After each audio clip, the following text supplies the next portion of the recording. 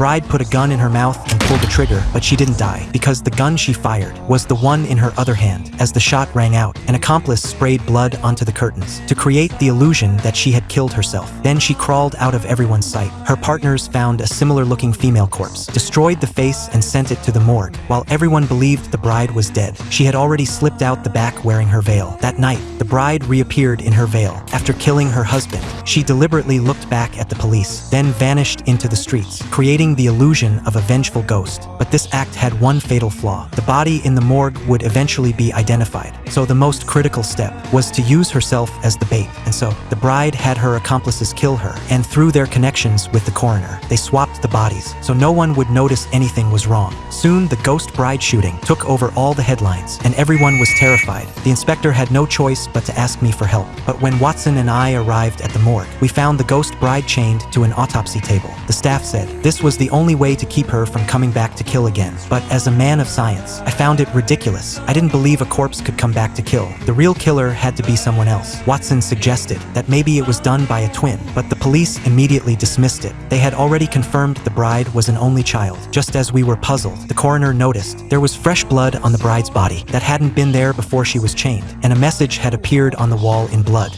You! Holmes.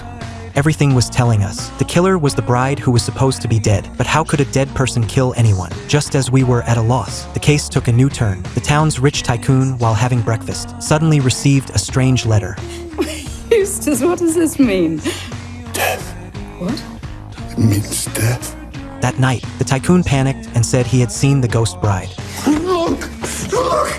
But his wife had seen nothing. The next morning, the wife woke up to find her husband gone. She searched everywhere and finally found him in the yard. But at that moment, the ghost bride appeared before them. Who are you? Not you. No, please. This night, Eustace Carmichael, you will die.